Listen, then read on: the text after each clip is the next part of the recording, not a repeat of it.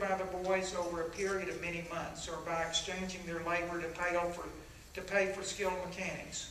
Most of the inside carpentry was the work of 3 boys, one of whom had learned his trade in the school. The floors throughout the building are hardwood obtained at low cost from pine bluff mills and laid by the boys. The house is valued at $6,500. In December 1927, the large dormitory burned with a loss of $12,000 with $4,500 insurance. To house the boys, a farm was rented some distance from the original institution. Now, this is still in Pine Bluff. We're not at Wrightsville yet. The older boys were transferred to it, and the next year they raised $10,000 worth of cotton. Mr. Cogg's service to the state has long justified the board's choice of a superintendent, and he is representative of the best type of Negro. That's something she couldn't resist adding, I guess. A college graduate skilled in the manual arts and child psychology, he is brought to the task of peculiar gifts it needs. His indomitable determination to carry on in the morale of his institution at once impressed the visitor. There is a distinct esprit de corps. During the difficult months that followed the fire, there was not a single escape. He raises good food crops so that his charges may be fed a varied diet. Strawberries are grown and eaten as well as sold. The place is clean and well kept. Under the merit system, the boy works his way out. Salaries for officers and teachers seem too meager for good work, yet half the officers are high school or college graduates with teaching experience.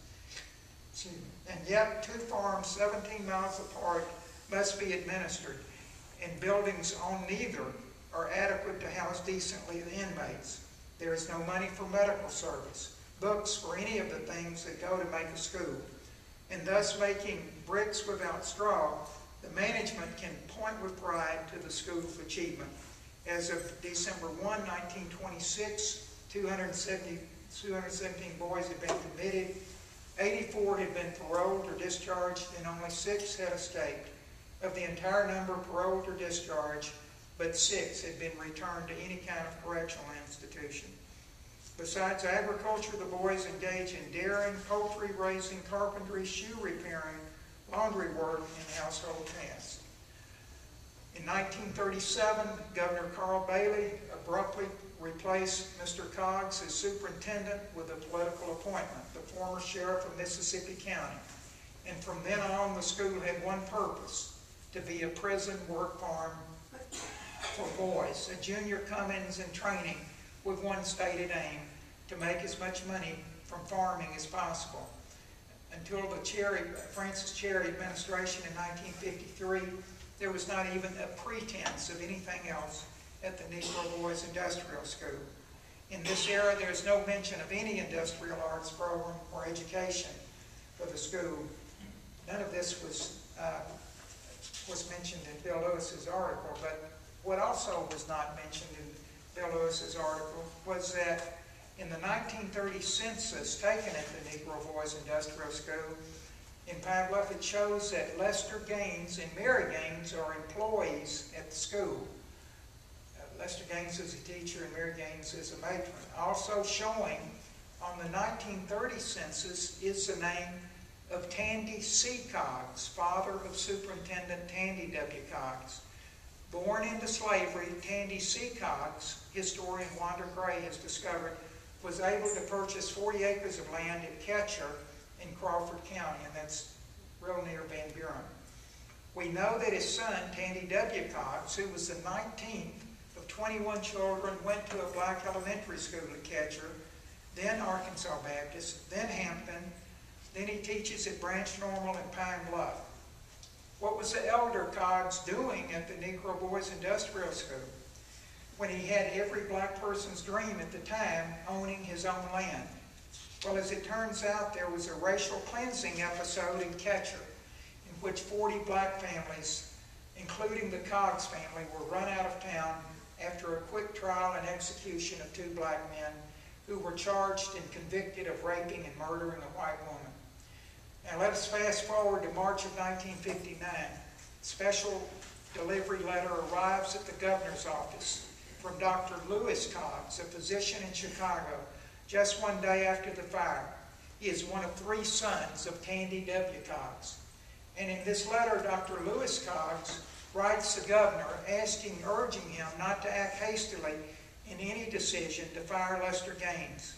He writes that he has, quote, known Mr. Gaines all my life, from the time he was a student studying carpentry under my father.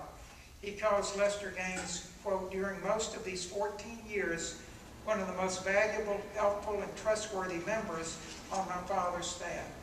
He writes that I am certain that there is no man in Arkansas today, white or Negro, who is better qualified by background, training, interest, and experience to perform this job, provided adequate funds are given to carry out this program. Thanks to Mr. Andy Abrams, I've had the opportunity in recent months to meet a member of the Cox family, Dr. Granville Cox, son of Tandy W. Cox. He's a graduate of Harvard Medical School and was a Tuskegee Airman. He remembers Lester and Mary Gaines very fondly, agreeing with his sister, Eloise, that Lester Gaines was like a second father to him. He was out of state in college when the fire occurred and knew nothing of the battle waged over Lester Gaines' firing. All 5 children of Superintendent Tandy W. Cox, the first black superintendent, obtained graduate degrees of one kind or another. In fact, two were doctors. Dr. Lewis Cox is deceased. One is Miss Eloise Cox is a psychiatric social worker. Tandy Cox Jr. Was a minister, and the other daughter was a teacher. They're all retired now. But I will be going out to Los Angeles in August for the Cox Rice reunion to interview at least 3 members of the Cox family about their memories of their father and the Negro Boys Industrial School, and frankly to try to get them interested in persuading Lester Gaines' son, who lives in Chicago, to talk with me about his father. We've kind of made indirect contact, and I'm still in the dark about why he's not interested in talking about this. I'm sure he was told things about the fire from his mother and father. And actually, I think it's real important that he do so. But who were Lester and Mary Gaines? Attorney Chris Mercer remembered Buddy Gaines, and that's what he was called, and he's emailed me part of the following.